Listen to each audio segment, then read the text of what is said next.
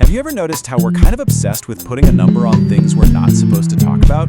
I mean, from our private lives to public figures, there's this really strange fascination with counting the forbidden. So today, we're going to dive into that obsession, and we're starting with a number that is, frankly, legendary. 20,000. That's the number basketball icon Wilt Chamberlain dropped in his 1991 book. And he didn't just throw it out there, he did the math.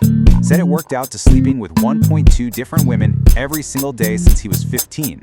I mean, it's just a staggering, almost impossible figure, and it really sets one extreme end of a very, very long spectrum. And then, on the complete other end of that spectrum, you've got someone like Mariah Carey. The superstar singer has said she's only been with 5 people in her entire life. She even added, "I'm kind of a prude, honestly." I mean, the gap between 20,000 and 5 is just massive, and it really shows you how wild these public declarations can get.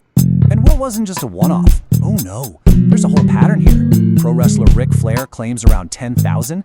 Kiss frontman Gene Simmons and actor Charlie Sheen, they both land somewhere around 5,000. And NBA star Lamar Odom wrote in his own memoir that he's been with over 2,000 women. It's like this unofficial taboo leaderboard that spans the entire world of entertainment. But look, this isn't really just about celebrity gossip. It points to something way deeper in our psychology, this undeniable, kind of strange obsession with counting the unmentionable. It seems like we have this need to put a number on things that are supposed to be private, the forbidden zones of life. And this obsession, it definitely doesn't stop in the bedroom. So that's the celebrity numbers game. But hey, if we're counting partners, what other taboos are we keeping score of? Well, as it turns out, we're also counting words. Get this, a journalist for Philadelphia Magazine, Victor Fiorillo, actually sat down and counted. In just one interview with the, let's say supposedly former mafioso Joey Merlino, he tallied 22 uses of the F word and all its variations. And just like that, we've jumped from counting conquests to counting curses. Which brings us to counting curses, and we gotta talk about the undisputed heavyweight champion of them all, which, begs a pretty interesting question. Seriously, where did our most versatile, most infamous, most celebrated and condemned curse word actually come from? I'm gonna tell you right now. Its history is way longer and honestly a lot weirder than you probably think. So let's take a quick trip back in time for an F-word history lesson. And please, forget anything you've heard about fake acronyms like fornication under consent of the king. The real story is so much better. Okay, so this timeline basically rewrites the word's known history. For a really long time, everyone thought its first use was in the 15th century, but recent discoveries push that back by almost 200 years, to a medieval court. From there, it pops up in an angry monk's secret note, lands in the US Supreme Court, and is still being studied by word experts today. This is where the history just gets wild. You gotta meet Roger Fuckabaitanebe. Yes, that was his name. Back in 2015, a historian, Dr. Paul Booth, discovered this name written 7 times in English court records from 1310. Roger was basically declared an outlaw, and his last name is thought to be this crude nickname implying he was, bad at sex. This one discovery proved the word was being used with a clear sexual meaning way, way earlier than anybody knew. Now, before we found Roger, this was our ground zero.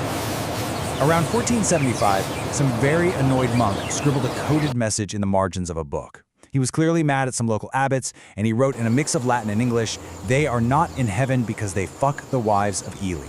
It's one of the first really clear examples of the word being used as a straightforward, angry verb. All right, let's jump forward a few centuries to 1971. A guy named Paul Robert Cohen gets arrested for wearing a jacket that says, "Fuck the draft," inside a courthouse. The case goes all the way to the Supreme Court, and in this huge decision for free speech, the court sided with Cohen. Justice John Marshall Harlan wrote this now famous line, which pretty much solidified the word's journey from a medieval insult to a form of protected political protest. So, we've gone through the history, but that doesn't really explain why this one word is so incredibly dominant. What is it that gives this specific word so much power? Well, linguists are totally fascinated by it. They call it the Swiss Army knife of the English language. It can be a verb, a noun, an adjective, an adverb, an interjection, but its coolest, rarest trick is being an infix. That's when you stick it inside another word, like in abso-fucking-lutely. Almost no other words in English can do that. It's a linguistic marvel. And its power isn't just about language, it's psychological. Get this, research by a psychologist named Richard Stevens found that when people put their hands in ice water, they could take the pain for longer when they were repeating a swear word compared to a neutral word. It looks like swearing actually triggers our body's fight or flight response, giving us a little adrenaline rush that helps us power through. And this brings us right back to our original idea about counting things. We even count how many times it's used in movies. Martin Scorsese's The Wolf of Wall Street is way up there with an unbelievable 569 uses. His other film, Casino, isn't far behind. These super high-stress movies use the word to create a sense of realism, intensity, and just raw emotion. So it seems like our need to catalog the forbidden doesn't stop with partners or profanity. It actually extends to entire stories, narratives that we as a society consider dangerous or disturbing. For example, check this out. The San Francisco Public Library. Their staff actually curates and maintains a public list called SFPL's Most Disturbing Fiction. It even comes with a big disclaimer. Looking to explore the dark side of humanity? Check out one of these books. Warning, all of these books contain disturbing content. Read at your own risk. So what gets a book on this list? Well, the library points to themes like extreme violence, unyielding and sometimes violent faith, deep psychological torment, sexual mayhem, and abuse. This is where you'll find those really challenging classics like Nabokov's Lolita or Burgess's A Clockwork Orange. These are the stories that, just like certain words, society has often labeled as taboo. And of course, there's Bret Easton Ellis's American Psycho, a book so infamous for its graphic violence that it became a cultural flashpoint and, yeah, a permanent resident on lists just like this one. Which brings us all the way back to where we started. From counting lovers to counting curses to curating lists of disturbing books, we have this deep-seated need to measure and catalog the things that make us uncomfortable. So the big question is, what does this impulse to put the forbidden into neat little boxes truly say about who we are?